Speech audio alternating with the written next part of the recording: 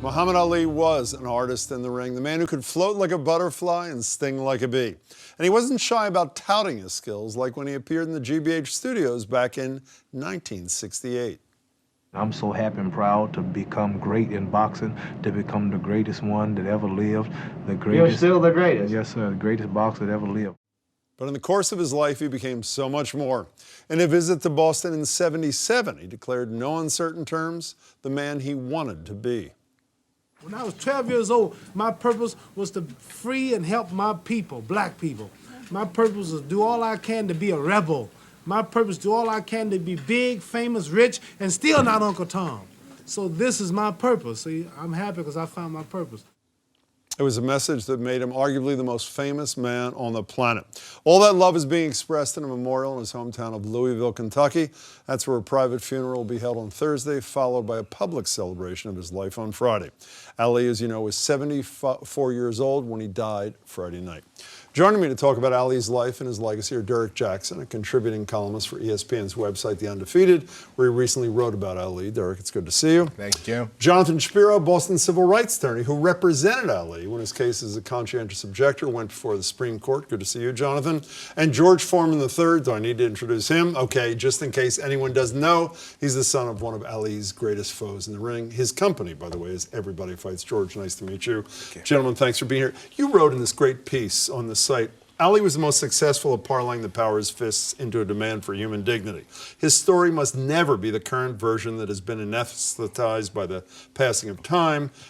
He must not be buried as such a cuddly, harmless teddy bear that the three top remaining candidates for president can claim him with a straight face. Derek, what's the non-anesthetized version that should live on past Ali? Thank you. The version that should always be remembered is that Muhammad Ali brought to the fore a vision of independent black malehood that the country, and to some degree the world, had never seen before. And there have been great, wonderful athletes of the past and after, of course, Hank Aaron, Jackie Robinson, Bill Russell, Tommy Smith, John Carlos, and even today you could say the Williams sisters, you know, exude black is beautiful. But Muhammad Ali did it both on the domestic level and a geopolitical global level. It said, you got to deal with me in my own terms.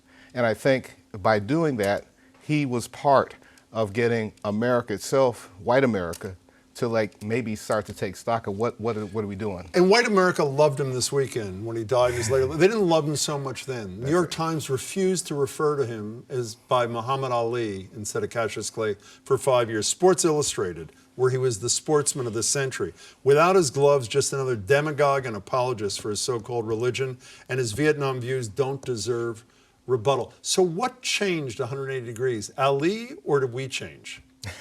I think to some degree, America's changed. Obviously, we have a first African-American president.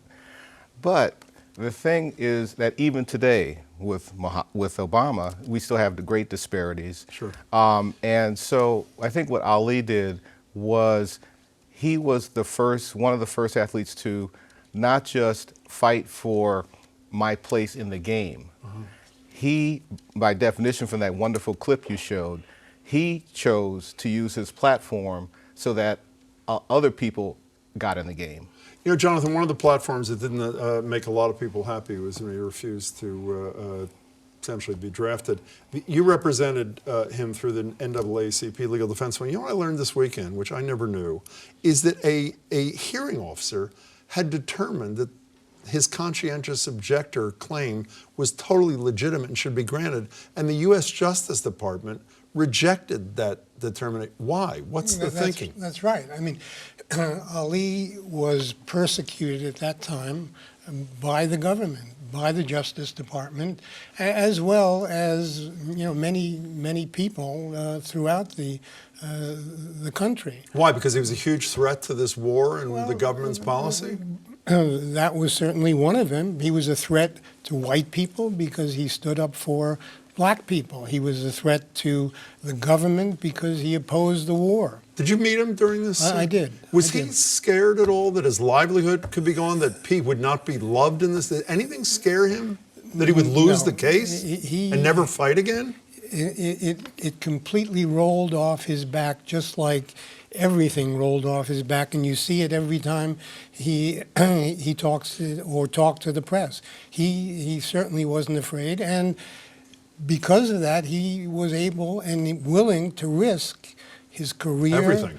his future, and everything that he held dear to stand up for the principles which he stood up for. You know, George Foreman, obviously the two most famous opponents that Muhammad Ali ever had were Joe Frazier from my hometown and your father. And, you know, this weekend, whenever I got to reflect on this, Joe Frazier, it seems to me, never recovered from being called an Uncle Tom, a gorilla by Ali. The generosity of your father's comments about this guy who drove him into depression for a year or whatever after this incredible fight in Zaire. How did your father ever get past that devastating night in Zaire? I think it's all in hindsight, realizing that it was, and this is just speaking to both of them, realizing, you know, Frazier was the most regular guy you're ever going to meet.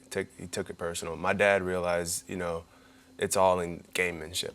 Ali was, you know, the ultimate gamer, and he wanted to show you that he wanted it better than you, and he was never going to be discouraged.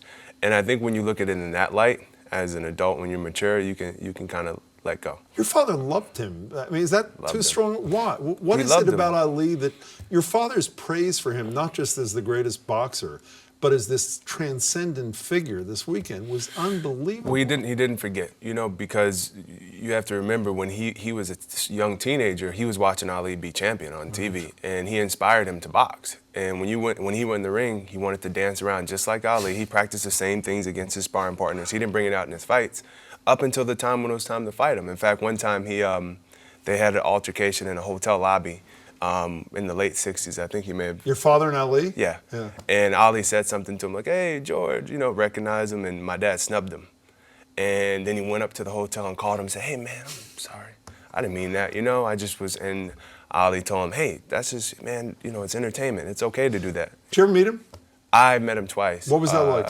You know, I met him as a young kid, what I barely remember, and about 4 years ago at my last fight.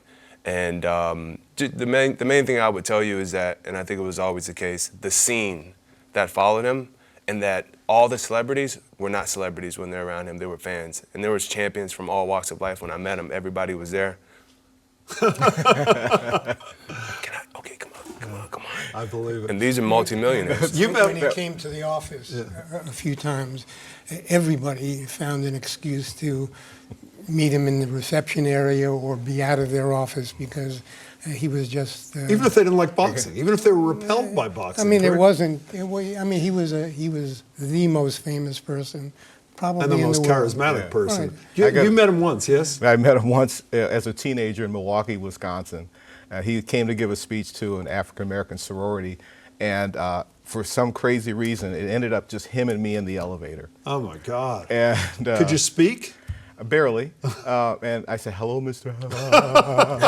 Just like George is But then he describing. says, and just the way he was with people, he was with me. He said, I mean, I was a little sexist, but he said, "Say, young man, where the chicks in this town?" But just the fact that he would look at a teenager and just interact in that way, you know, hints to everything that everybody has said about him. Quickly down, what stays with you from a year from now, 10 years from now, about the life and times of Muhammad Ali?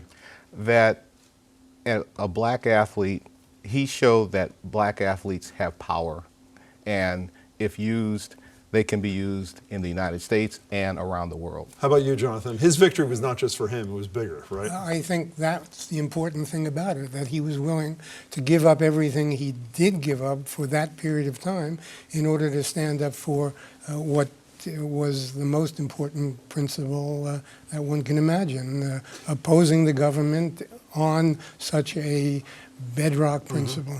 What's the legacy with George Foreman III? For me is that, you know, you can do anything. And, you know, here's a young kid from the nowhere, basically, that no matter where you go, no matter how famous you think, he's more famous than you. In Australia, in Africa, in Brazil, wherever you go, Ireland, that's international language, Muhammad Ali. And I've seen it, and my dad's seen it, you know, and I fought Ali. That's how he tells people. Like, if they're not sure who he is, I fought Ali, and they're like, got it, you're You famous. ever watch a film when We Were Kings? Yeah, too You have many to- times. You have to, too many times. keep thinking he's Great to gonna see win. you, Derek. Thanks, Jonathan. Pleasure. George, pleasure to meet you. Thanks. Thanks so much. Really appreciate it.